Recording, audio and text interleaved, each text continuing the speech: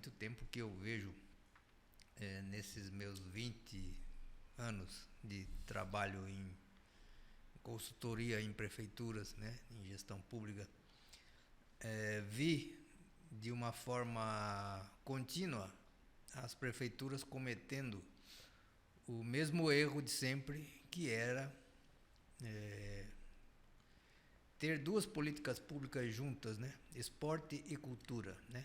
Quando não é esporte e cultura, é cultura e turismo, né? Um erro grande, né, que se comete.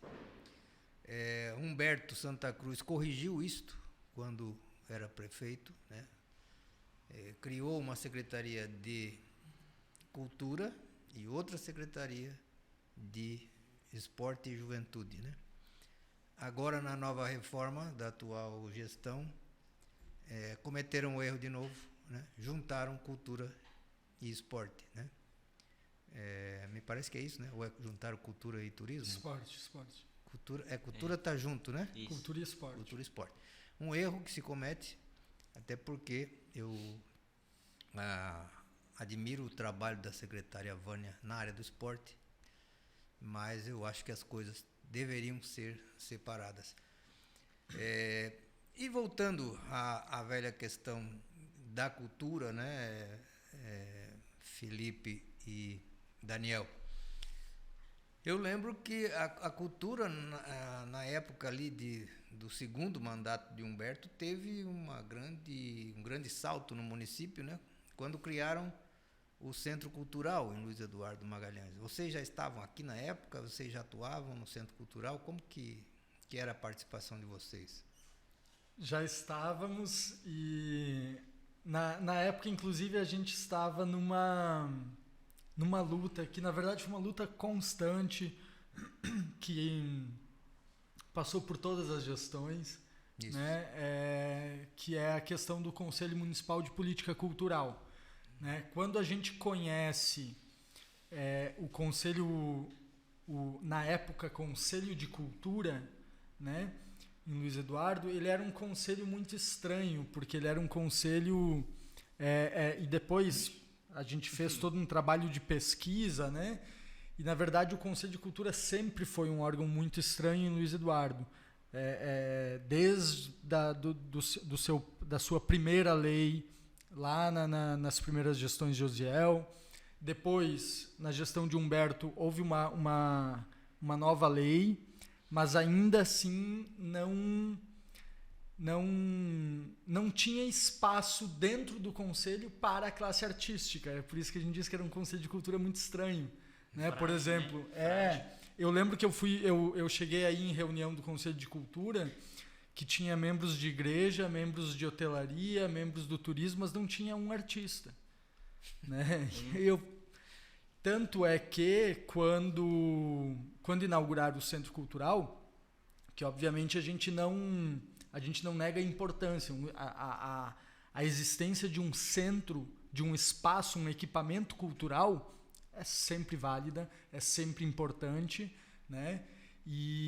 Mas assim, o Centro Cultural ele tinha uma ou outra falha que não teria se houvesse uma participação do Conselho de Cultura. Né? Porque diálogo direto com os artistas. Ou um diálogo direto com os artistas. Tanto é que na época eu tive essa conversa com a secretária de Cultura na época, né? E justamente sobre alguns pontos, né? que o Centro Cultural não que não atendia, mas que era um pouco falho. Mas, apesar disso, a gente teve aí longos anos entre gestões aí, longos anos de um centro cultural que abrigou espetáculos, sim, que abrigou oficinas, sim, que abrigou a discussão de políticas públicas, recebeu de cultura, recebeu o festival. Então, assim, por isso que eu digo, né, nunca se pode negar a importância da existência de um equipamento cultural. Né? Mas nós, como artistas, como agentes culturais, a gente precisa, da mesma forma que para nós um espetáculo, por exemplo, na área do teatro, da mesma forma que um espetáculo de teatro nunca está pronto para a gente, porque ele sempre está num processo constante de transformação, de pode melhorar, de podemos fazer melhor, né, de podemos atingir mais, podemos conversar mais com o espectador.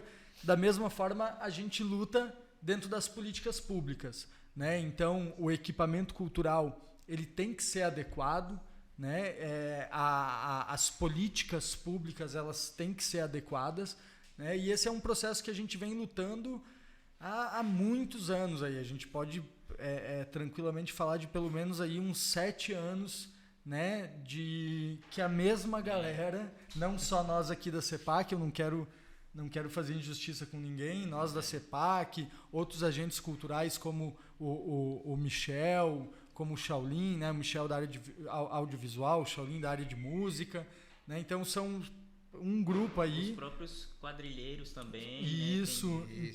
Que a gente sempre está buscando esse diálogo, né? Entre a gestão, SAI gestão, com essas melhorias das políticas públicas, né? Que e como tu falaste no início do podcast, né? Sobre esses vícios das prefeituras, né? De ou cultura com esporte, ou cultura com turismo, e existe o pior ainda quando não é um departamento de outra secretaria, né? Que isso acontece também. Então, assim, dessa mesma forma, as prefeituras têm os vícios de com uma equipe X achar que esse é o melhor caminho e trazer a coisa pronta, né? E aí acontecem esses probleminhas. São coisas que às vezes funcionam, mas não na sua totalidade, né?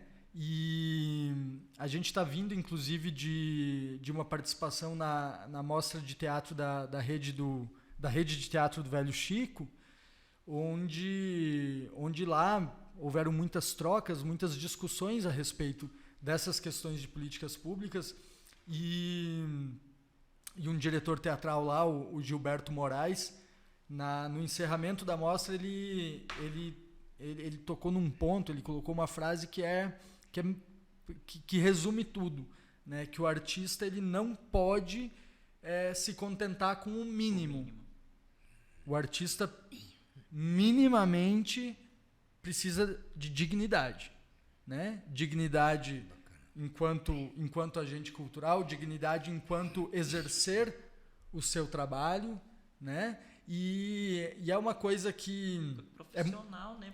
Exato, somos profissionais, né? Da cultura, como profissionais de qualquer outro segmento, né? E isso é uma coisa tão fácil de a gente explicar, mas parece que tão difícil da sociedade entender, né? Porque cada segmento, né, econômico ele precisa que todas as suas especificidades sejam respeitadas para que aquela atividade econômica aconteça, e por que a cultura não?